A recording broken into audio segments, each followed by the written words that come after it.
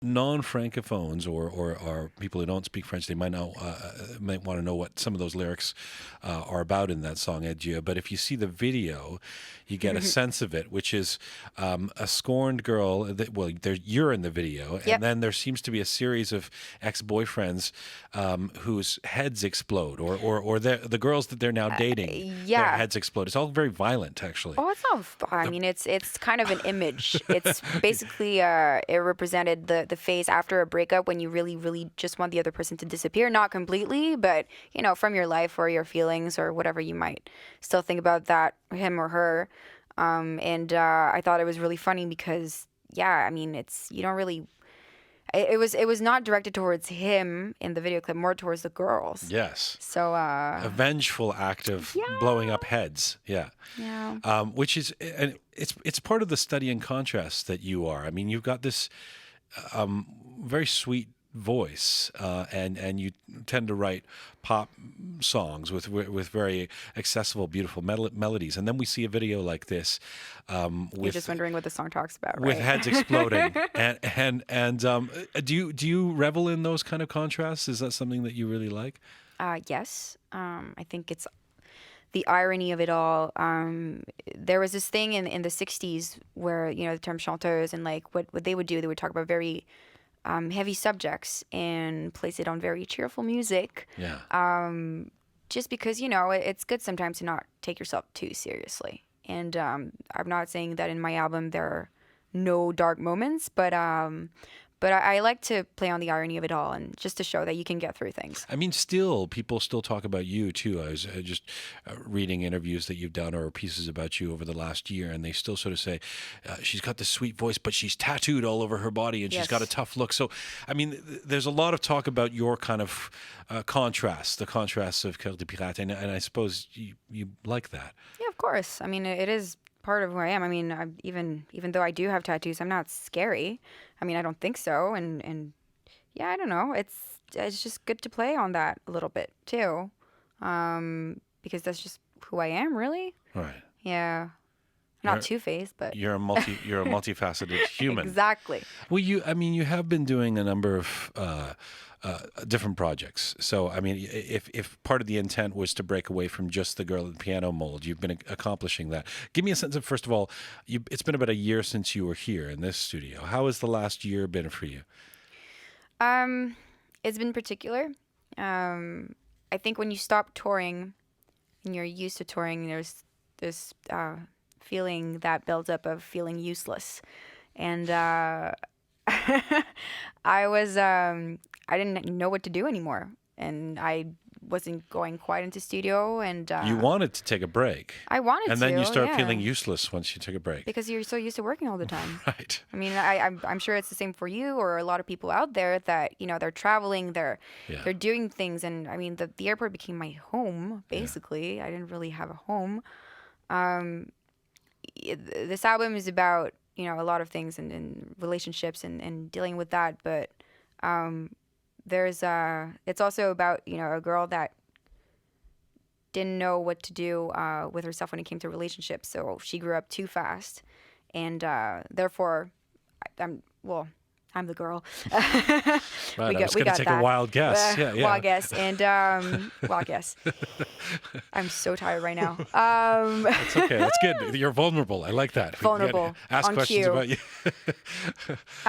It's just like I grew up too fast, and in between a period where you're supposed to find yourself, like in between 18 and 25. Right. You have time to change like 6 or 7 times at the time. You grew up, is that partly because you were thrust into the spotlight in Quebec and France? I think so, yeah. I mean, it's part of it. And, everybody's telling you how lucky you are and how grateful you should be. Yeah. And I am so grateful. But it gets pretty lonely at the top, too. I mean, once I found people that understood my loneliness or where I was coming from, I sort of gravitated around these people. And so then how to fast forward back to this past year, did you feel like there was a lot of personal growth in terms of learning how to deal with relationships and all that? Is that what this year has been about? I think it's been coming to terms with the fact that I placed a lot of importance on love and breakups and everything else, which is something that us girls sometimes we do. We've got this like natural compassion that kind of comes with it. You placed an importance, past tense. You Yeah, don't. I You did. don't anymore. No, I do. I mean, I still do, obviously. Otherwise, what am I going to write about? Right.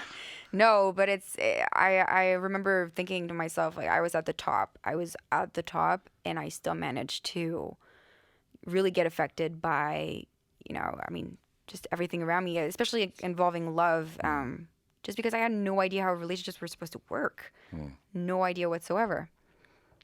I'm not sure that. Yeah, I mean, it takes a long time to. I'm not sure I've figured that totally out either. I mean, Yeah, well. but okay. So, you do a number of different things over this past year. You posted this great cover of the Weeknd's tune "Wicked Games" online, and you've been getting attention on the radio with your project Armistice, with Jay Malinowski, who you were in here with last year. What's it been like having an English language song? I'm thinking of Mission Bells out there and doing well. It was great. It's too bad this project won't keep on going because we're like all busy and we're all doing our own stuff. I don't know. It was I didn't think that it would. I don't know. I haven't really seen it grow or anything because like when we stopped doing the promo, it's basically like the album stay where it was supposed to stay. Right. And then a lot of people were telling me, oh, it's on the radio, it's good, blah blah Right. blah, and yeah, I was really really touched. It was really really amazing because that EP, it represents a period of my life that meant something back then. It still means something today, but it's Back then being last year. yeah, last year. Well, we grow fast. I'm part of a generation Your life where is so things accelerated. just- Absolutely, yeah, of it's course. true. It's, Right. it's Back then, yeah. back then. And Way back when. But and I was trying to get at the English language thing because I read you recently you said that Coeur de Pirate will always be a French project. Yes. You will always sing in French. And that you would have to do it under a different name to perform or sing in English. Of course. Why is that?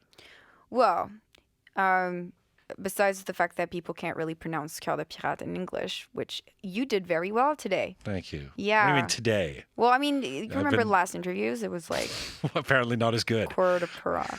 I did never said Coeur de No, Pirate. no, you're Yeah, good. yeah. You're actually. I didn't try and say. I've been saying your name Beatrice Martin though. I haven't been trying to francophone that. Yeah, that's good. That's way better. Yeah, it makes it a little easier for me. Yeah. Well, so, Beatrice anyways. Martin. Beatrice Martin. Yeah. Yeah, it sounds kind of severe too. Yeah. It's like ooh la la. So what were we talking about? We're talking about why you would not want to record in English under your current name. I don't know. I mean, I like singing in French for Coeur de Pirate. I mean, I think for what I want to say, I'll sing it in French for this project. If I ever need to do something English, yeah, like I'll do something completely different, maybe under like my real name or something else. I don't know. I really haven't felt a desire to do so. Right. Just because I'm not there yet. I don't think I'm good enough. I'm just still getting there. French is a beautiful language. Not a lot of people speak it. I don't think people. I mean, I'm saying anyone requires you to sing in English. I certainly think your records are beautiful the way they are. There are artists that come out of Quebec who feel sometimes that, or France, that singing in English will make them accessible to larger audiences. Celine Dion might be one of them, and it does work, right? So it's an interesting question that you would face. Yeah, it's funny because I was just talking about this earlier, but maybe I wouldn't be on this show today if I wasn't singing in French. That's right. I would just be part another of your girl allure. with the piano singing in English. I mean, it goes. I fell into another category. Like I can actually do something that I like and do it in French, and I still have this. Yeah, it's great. I'm glad I'm doing it, and that people have this open-mindedness and that they like it too. And that first album that you were singing in French, and it was such a captivating sound. It captivated me and a lot of our crew here, and we immediately wanted you on the show and take some pride in the fact that this was the first show you did outside of Quebec. But you had your whole life to write that first and record that first record.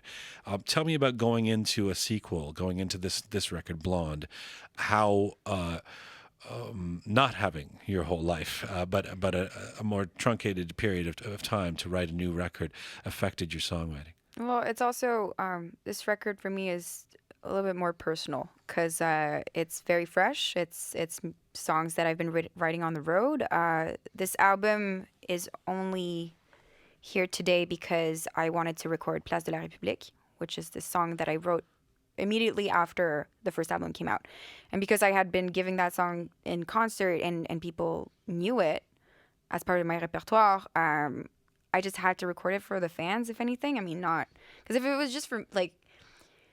I don't know. If in my world, I would just have the songs on my GarageBand and not share them. And then that would be my therapy, and that'd be good. But... What do you mean, in your world? Isn't this your world? Yeah, it is. But, I mean, I've got people that like my music now. So... I might as well do this. I might as well release a record. You couldn't email them the stuff that's on GarageBand? There's a lot of people now that like my music. The 500,000 Facebook followers, you couldn't just like... My FTP would be full. Right. You don't want to individually message all of them.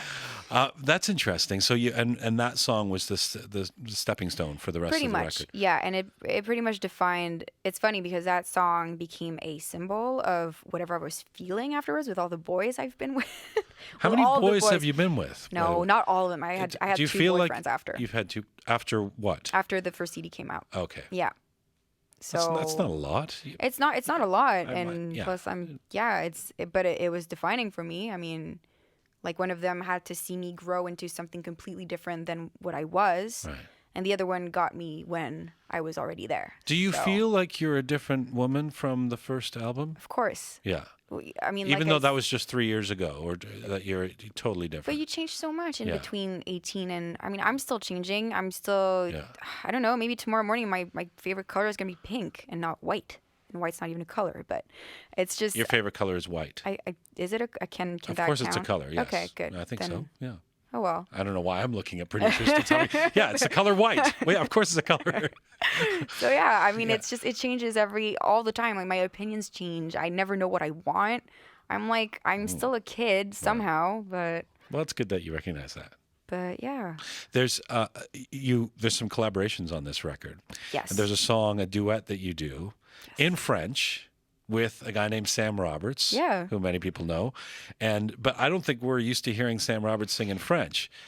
He did a little bit on, I remember No Sleep. He sings in French a bit. That's true. He does. You're absolutely right. He does. But it's not a total, verse and chorus, which is what he did for this song. So set the song up. We'll play a little bit of this song. Tell us a bit about this. Oh, it's actually one of the older songs. And I remember... when I was writing it, it has a duet structure, and I did that with the first record as well. I had a duet on there, and I was like, let's just keep the tradition going, and this time let's do it with somebody that nobody could think that they would ever do that kind of stuff. And I'm a big Sam Roberts fan. I love his work, and he's the nicest person. He really is, yeah.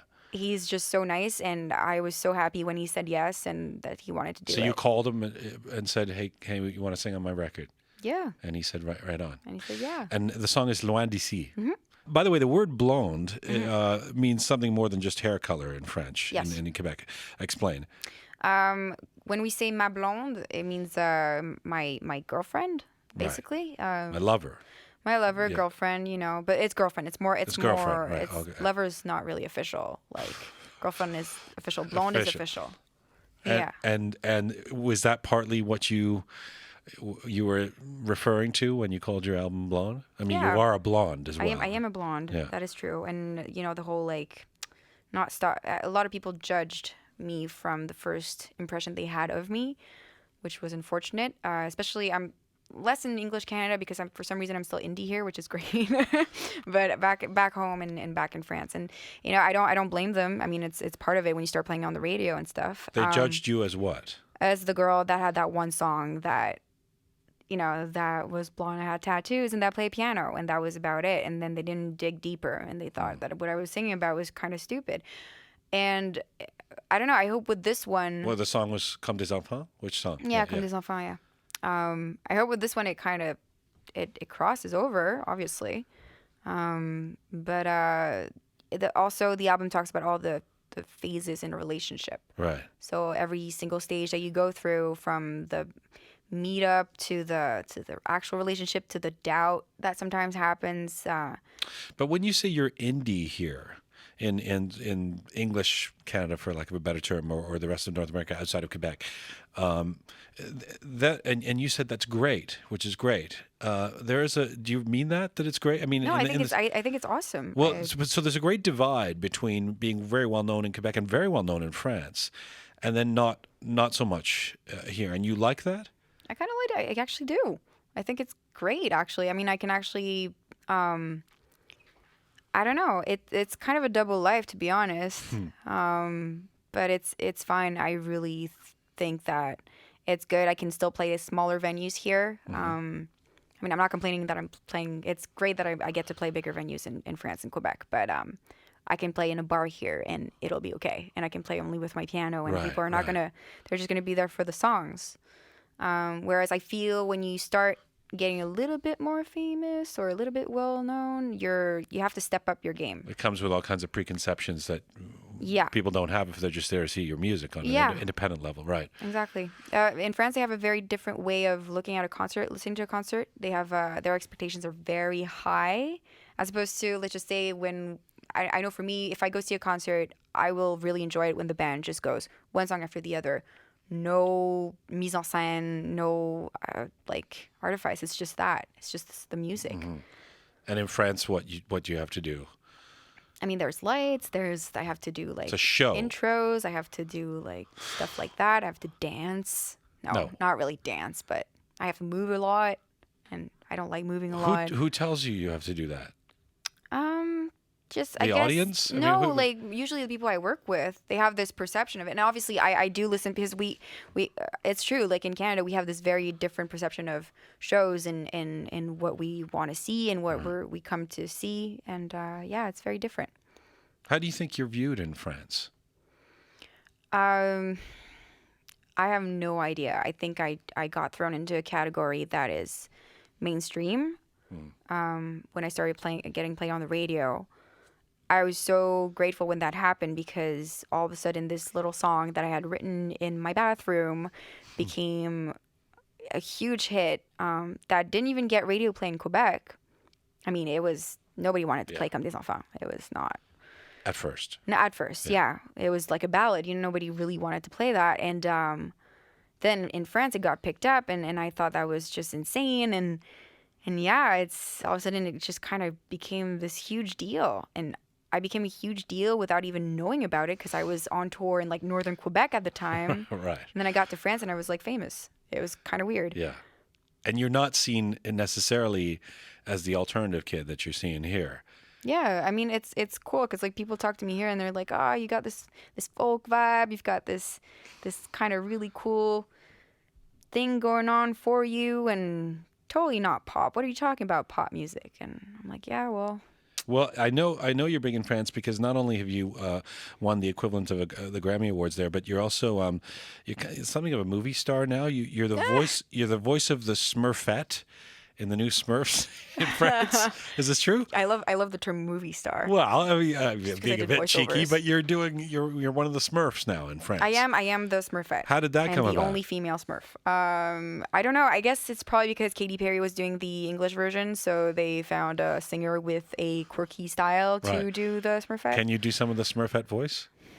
I don't know. Like aside from saying like "Gaga," like what she says, she's like, yeah, I don't know. No. Come on, just do a little bit. You can do it. You can do it. So what would she say? There's this one scene where she tries